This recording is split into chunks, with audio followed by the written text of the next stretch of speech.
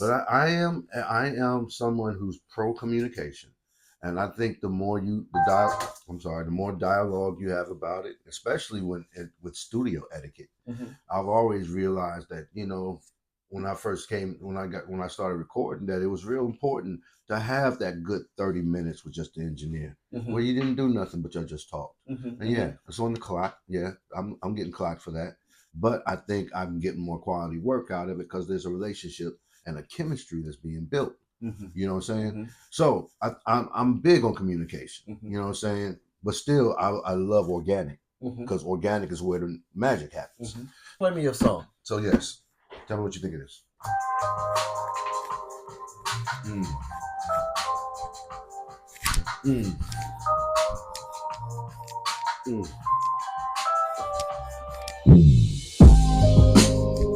Okay.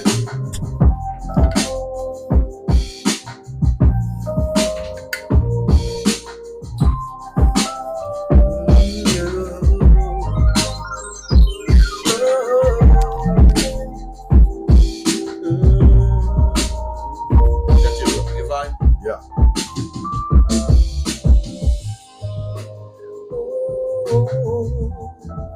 I can hear something in there. Ooh.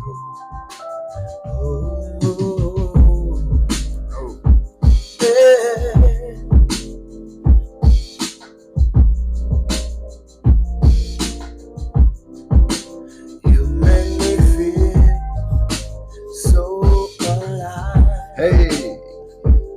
Alive. So alive. You make me feel alive. Alive. That's the verse, right? I mean, I got nothing for it. Okay. I got no, it's open canvas. Only thing I had for it was a beginning. I heard something like some old school cadence feel to it. Do it. Yeah.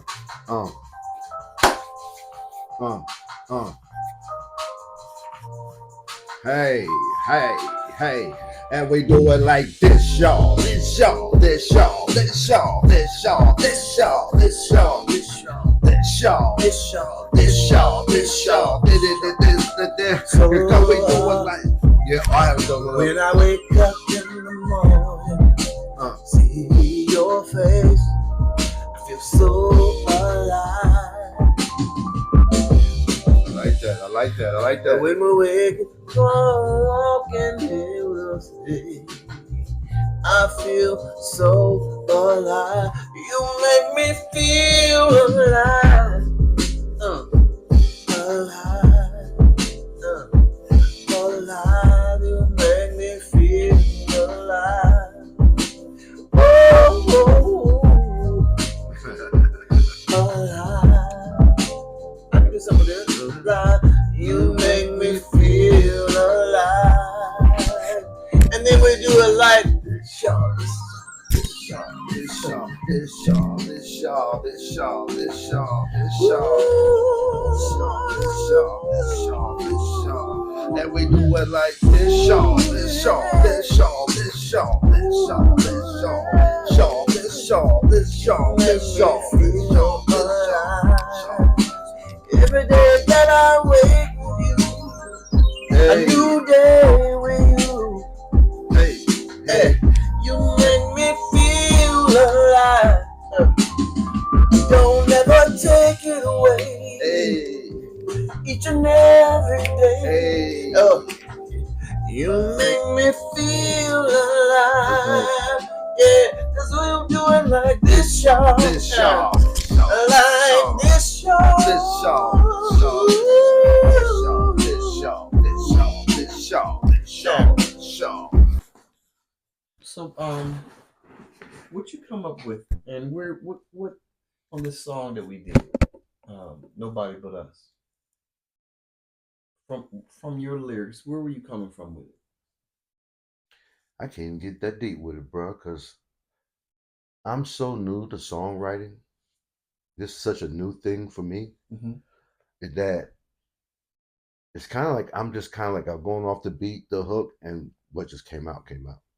There was no thought to it. Like, well, I did leave you a roadmap. Yes. With the hook. Yes. And that hook came out the day that I met you. The day that you came over, the music just said, and I got to be honest, what's going on in the world, the craziness, it feels like that human consciousness is going crazy all at the same time, and we don't know it because we're all going crazy at the same time. But when you step out of it and go to the ocean and just breathe and then plug back into that, you can feel the crazy, and that's where I was coming from. In order for us to make a change, we have to get involved in that change, and we can't let somebody else do it for us. That's where I was coming from with it, and you put some really nice tracks to it, to where you was almost putting detail to the lyrics that I was putting down. No, you definitely put the blueprint out there, and I tried to support that. That's what I tried to do. I guess I'm trying to say that I ain't. This is such a new craft to me that I'm such a newbie to it. I'm trying to get to a point where I know what I'm doing. So when you consider yourself a rapper rather than a songwriter? No, I consider myself a songwriter. So how's it new?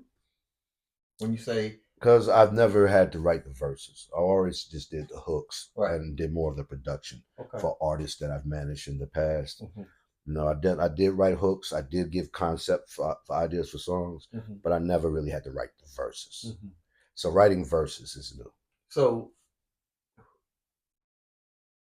as far as a hip hop artist, you were always writing hooks and concepts. I was never a hip hop artist. I was a hip hop producer. Okay. A hip hop manager. Okay. Hip hop promoter. From that perspective, yeah, you had certain role models that you leaned towards. If you go into the phase of being a songwriter, what idols will you lean towards to shoot for that? As working with artist development, I've always had a what I consider my own personal theory on what makes a good songwriter and for whatever genre they are. So I'm applying those rules that I used to apply to artists to myself. And artists that would fall into that category would be Black Thought or The Roots. Definitely Tribe Called Quest, that kind of content. But I don't know, man. I'm influenced by so much. So I'm influenced by music, not just hip hop. Right. You know what I'm saying? So I got a suggestion for you, and this is how I do it and how I continue growing. What I do is I go back a generation and I choose 3 artists, preferably unrelated to each other, like Elton John, Marvin Gaye, Bob Marley, and I would study their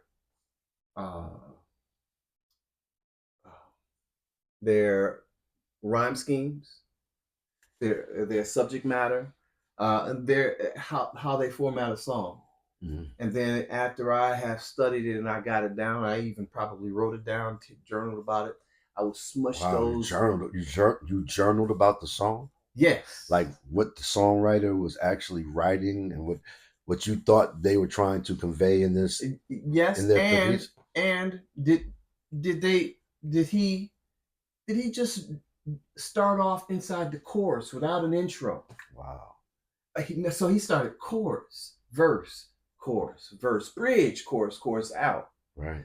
This person put an intro there, verse, chorus, verse. This person put an intro, chorus, bridge, chorus, verse.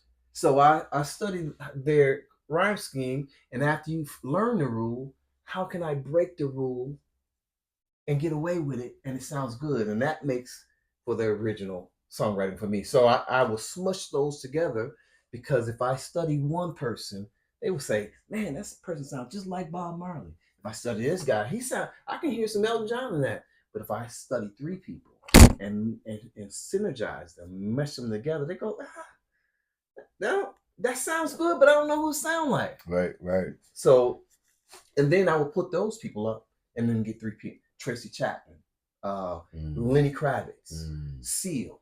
I don't know, James Brown, and I would smush them together and see if I can come up with a hit like James Brown, but an acoustic guitar from Tracy Chapman, and then put those up, and so that's how I continue to attempt to grow as a songwriter. And I've read a book one time that it was called "Still Like an Artist," and the premise of the book is there's nothing new under the sun. You just have to take things and rearrange them. There is nothing new because everything is and it sits inside the bosom of God. And so there's nothing new inside the bosom of God. You just have to create and become aware of newness within that same.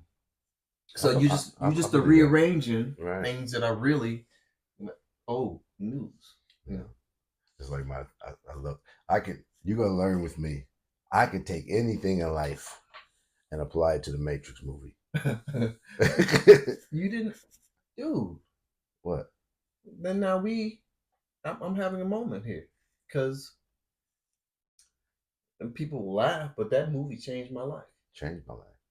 I mean, you can take the 2, 3, and 4, you can take them and toss them. But the first one, when he was sitting in that chair, in that red chair, and talking about y'all go to work and y'all are batteries, that blew my head back. Man.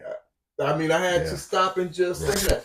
I saw it at the movies, and after it was done, I sat and let the credits roll, just thinking of the implications that we live in. I'm living in 1999, but I'm really not. I'm living in 1972. Yeah. So I compare everything that, and the whole thing you just said, where everything re-changed. You know what I'm saying? Mm-hmm. So like, basically, this is just what, Matrix 10.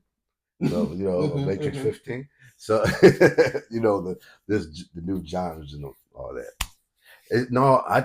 That's deep, because I go about as far as like, learning covers. Like you said, learning the covers, learning how they flowed on it, learning their cadence, getting your breath control, like that. You know what I'm saying? Right. So I have been applying that, but that sounds like fun. I was like, well, no, I got the time to do that shit. I'm like, but think about this: Einstein, George Washington Carver, Wilbur and Overwright, Tesla. Can you imagine them doing their research without taking notes, without journaling? So when I'm learning something from somebody else that came before me, I gotta write it down out of respect. And then I can go back to it like it's my life's work. I'm going, and then you discover new things. Genius thoughts just float out of your brain because we don't write them down. If you wrote it down, you go back to it and go, no, now that I do. Right. Yeah. I do these to-do lists, and these to-do lists, they go for the whole year. Mm-hmm.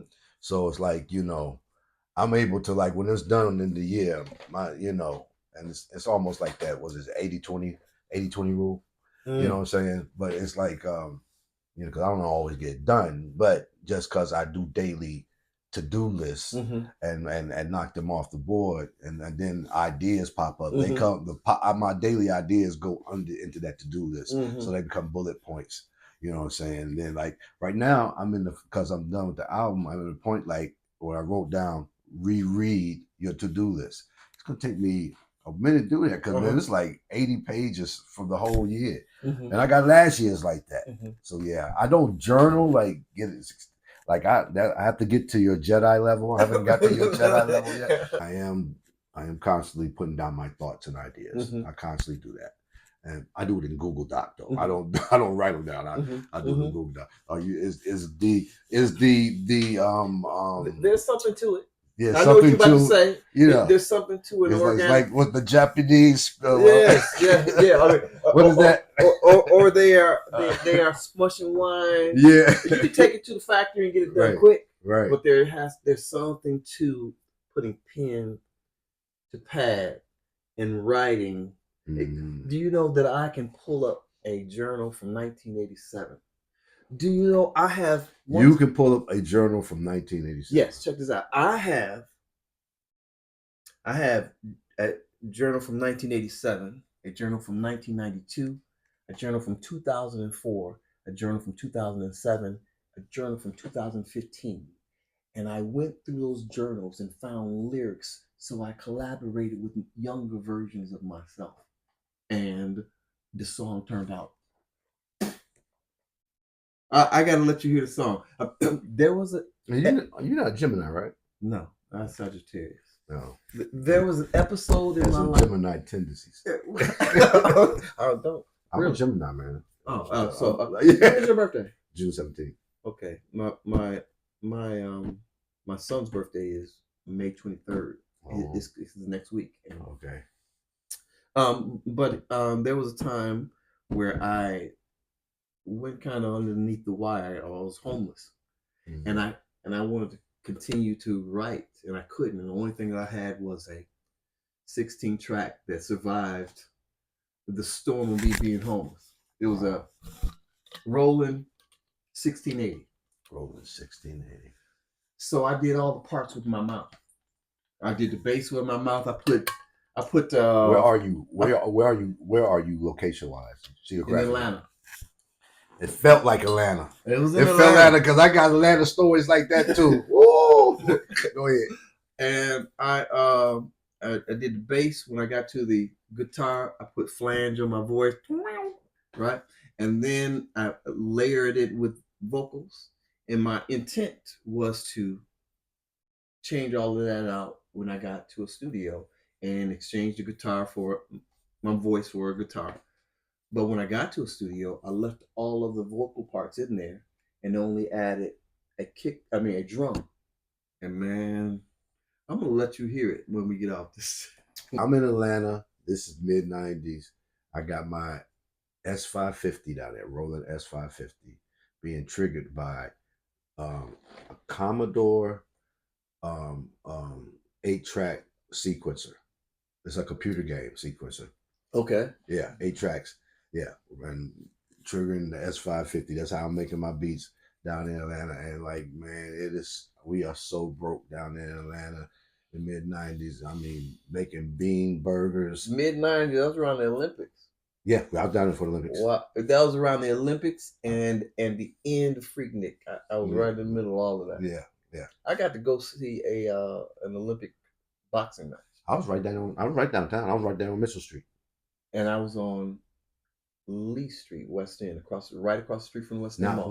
When I moved from would it be awesome if you and I already met? Bro, when I moved from Mitchell Street, because it was too expensive, it was $750 loft apartment down there, right across from Soul Messiah. DJ Soul Messiah had his studio right across the hall from mine, but I couldn't afford it, so eventually I left and moved to Camilton Road. Okay. Yeah. Have you ever been to West End? Yeah, that's Camilton Road's over there right by the West End. Did you ever go into that check cashing place called Ace Check Cashing? Bro, I was running all through there, yo. All the donut spot, the Jamaican spot. Yo, you couldn't miss me. I had a bald head and a ponytail. That sounds so familiar though, bro. But it sounds so West End too, though. Yeah. Wow, yo. Yeah, me and my crew from DC. Because I graduated from college. I tried to do retail management for a couple of years, and then me and a couple of my little musician crew in DC. I was like, oh man, it's popping down Atlanta. Let's go make this music. That's crazy. I know we crossed paths. I can feel it. Yeah. I probably gave you a couple change. Here, man, just go get you some meat. I robbed you. I was back there doing. That was not a good time for me. A good time for me. Do you remember Jamal Ahmed? Who? Jamal Ahmed. He WCLK. So he was the guy that would put you on. He put your mixtape on. And the other WRFG. Those were the two radio stations that were community radio stations. Yes, I used to go down. Me and my crew would go down. Little 5 Points. Yeah, Little 5 Points, and do the freestyle sessions with Lil Jon. This is when he was doing A&R for So Def and Shaka Zulu. Mm-hmm. Him and Shaka Zulu ran that radio show. We came in and won that shit like six weeks in a row. And well, I ain't gonna say we. It was my boys. I never won free. And you would walk almost like to the edge where it stopped being business and going right into about the residential. And then that, yeah. I have done shows inside that. Wow. And I have went and took my CD and they interviewed me and play songs off my first 2 albums. Wow. Small world. Small world.